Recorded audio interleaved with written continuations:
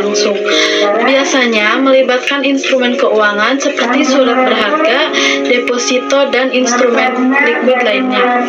Pasar ini berfungsi sebagai tempat pertemuan antara pihak yang memiliki surplus dana atau investor dan pihak yang memerlukan dana atau pinjaman dalam jangka waktu yang singkat, umumnya kurang dari 1 tahun. Dalam konteks Islam, pasar uang beroperasi dengan prinsip yang berbeda dibandingkan dengan pasar uang konvensional.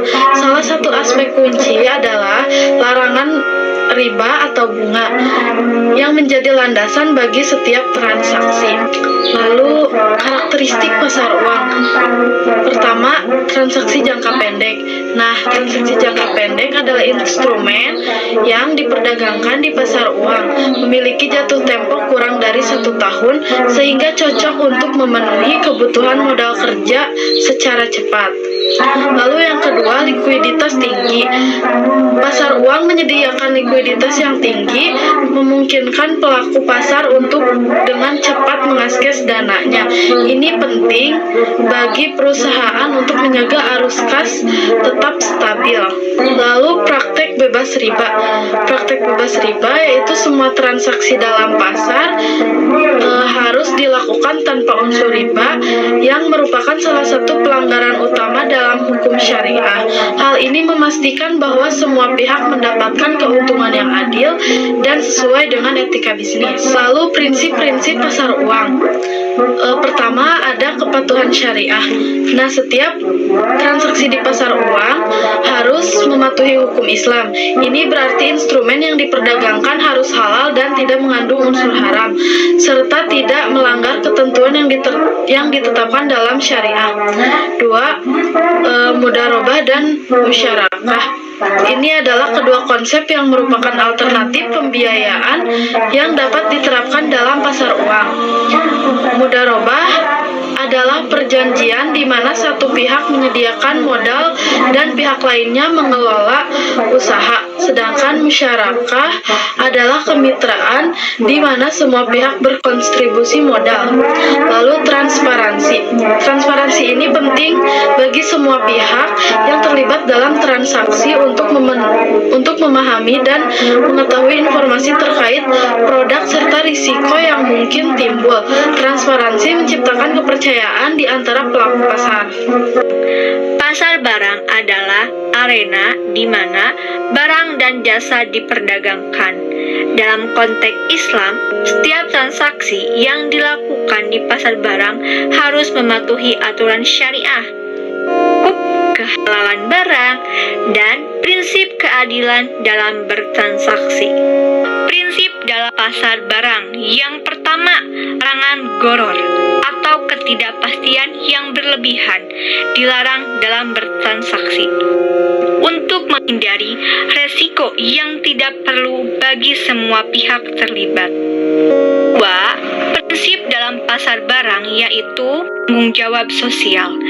Zakat pasar diharapkan untuk memenuhi kewajiban zakat, merupakan salah satu pilar Islam, serta berkontribusi terhadap kesejahteraan masyarakat. 3. Prinsip dalam pasar barang yaitu etika bisnis. Harus menjalankan bisnis dengan menjaga etika, baik dengan kejujuran, transparansi, dan keadilan dalam penetapan harga. Berikutnya yaitu karakteristik pasar barang. Yang pertama ada barang. Barang yang diperjualbelikan harus halal, tidak mengandung haram, dan tidak mengandung unsur haram seperti babi, alkohol, ataupun jenis-jenis lainnya yang mengandung haram. Ini merupakan prinsip dasar yang harus dipenuhi untuk diperjualbelikan sesuai dengan hukum Islam. Yang kedua yaitu transaksi yang adil. Setiap transaksi yang dilakukan harus berprinsip keadilan. Dalam transaksi adanya kecurangan itu harus dihindari, karena kita harus menjaga integritas pasar. yaitu perlindungan konsumen. Dalam Islam ada penekanan dalam perlindungan konsumen. Pedagang harus bertanggung jawab terhadap produk yang mereka tawarkan, sehingga konsumen tidak merasakan kerugian. Peran pasar uang dan pasar barang dalam ekonomi, yang itu ada 3 macam ya, ada 3 macam. Yang pertama ada stabilitas ekonomi. Kedua, pasar berkontribusi pada stabilitas ekonomi melalui mekanisme pembiayaan yang sehat dan perdagangan yang efisien. Dan yang kedua adalah menciptakan lapangan kerja. Dengan adanya pertumbuhan bisnis yang didorong oleh aktivitas di pasar uang dan pasar barang, peluang kerja baru dapat tercipta. Dan yang ketiga adalah peningkatan kesejahteraan masyarakat. Praktik bisnis yang adil dan bertanggung jawab dapat meningkatkan kesejahteraan masyarakat secara keseluruhan dengan mengurangi kesenjangan ekonomi dan meningkatkan kualitas hidup. Tantangan ya, dimana di setiap pemasaran pasti ada tantangannya masing-masing. Yang pertama itu kurangnya pemahaman syariah. Pemahaman syariah itu banyak pelaku pasar termasuk investor dan pengusaha yang kurang memahami prinsip-prinsip syariah, sehingga dapat terjadi praktik yang tidak sesuai. Dan yang kedua, regulasi. Regulasi ini bakalan diperlukan regulasi yang mendukung pasar uang dan pasar barang agar sesuai dengan prinsip-prinsip syariah, serta memastikan bahwa semua pelaku pasar mematuhi ketentuan yang ada.